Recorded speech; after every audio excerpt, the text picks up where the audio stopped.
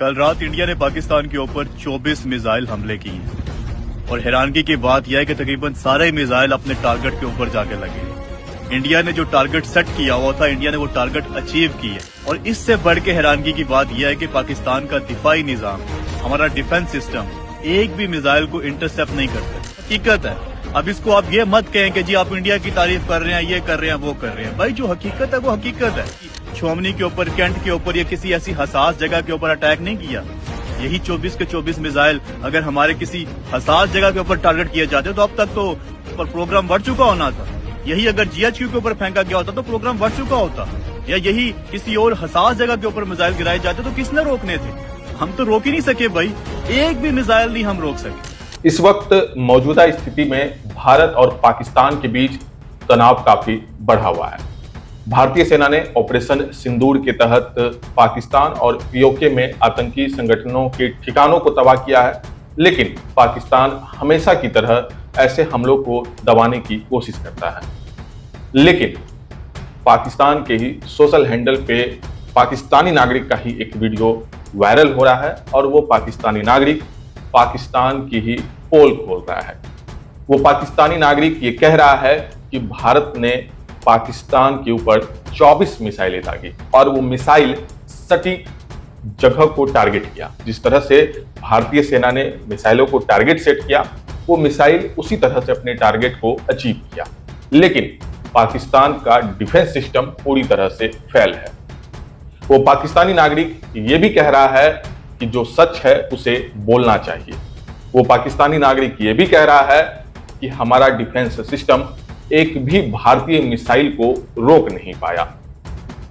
इसके साथ ही वो पाकिस्तानी नागरिक ये भी कह रहा है कि सरेआम झूठ बोला जा रहा है पाकिस्तान की तरफ से कि हमने भारत के विमानों को नष्ट किया है, क्रैश किया, भारतीय विमानों को तबाह किया है। ये खबर झूठी है और जो पाकिस्तानी मीडिया तबाह किए गए विमानों की पिक्चर दिखा रहा है वो कई वर्षों पुराने अलग अलग जगहों की तस्वीरें हैं, जिसे भारत से जोड़ करके इस वक्त दिखाया जा रहा है। सच्चाई यह है कि पाकिस्तान की डिफेंस सिस्टम पूरी तरह से फेल है।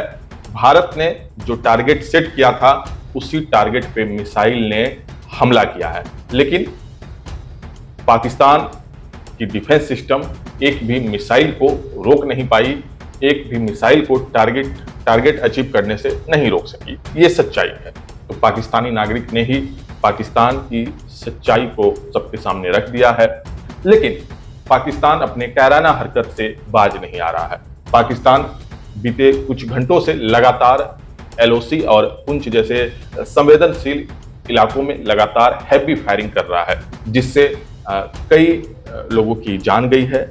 एक जवान वहां पे शहीद भी हुए हैं, लेकिन भारतीय सेना मुंह तोड़ जवाब दे रही है। जवाबी फायरिंग भी जबरदस्त ढंग से पाकिस्तान को दिया जा रहा है। वहीं दूसरी तरफ पाकिस्तान के रक्षा मंत्री आसिफ ख्वाजा अपने आवाम को बरगलाने का भरपूर प्रयास कर रहे हैं। पाकिस्तानी रक्षा मंत्री आसिम ख्वाजा ये कह रहा है कि भारत को इसका जवाब दिया जाएगा। इसके साथ ही ये भी कहा जा रहा है कि भारत ने पाकिस्तान के आम आवाम पे हमला किया है, लेकिन सच्चाई यह है कि भारतीय सेना ने ऑपरेशन सिंदूर के तहत आतंकी संगठन के ठिकानों पे प्रहार किया है, न कि आम आवाम के ठिकानों पे। और इसकी सच्चाई पाकिस्तानी नागरिक खुद बयां कर रहे हैं। जो वीडियो इस वक्त वायरल है उसमें पाकिस्तानी नागरिक ये कह रहा है कि ये तो शुक्र है कि भारत ने सैन्य कैंप या फिर किसी आम नागरिक के इलाके पे हमला नहीं किया, नहीं तो सब कुछ खत्म हो जाता। इससे इस बात का स्पष्ट रूप से संकेत मिलता है कि भारत ने पाकिस्तान के सैन्य कैंप या फिर किसी आम नागरिक के बेस पे कोई हमला नहीं किया है, बल्कि आतंकी संगठन जिसे पाकिस्तान पालता पोसता है, पनाह देता है अपने देश में, ऐसे आतंकी संगठन के ठिकानों पे भारत ने प्रहार किया है।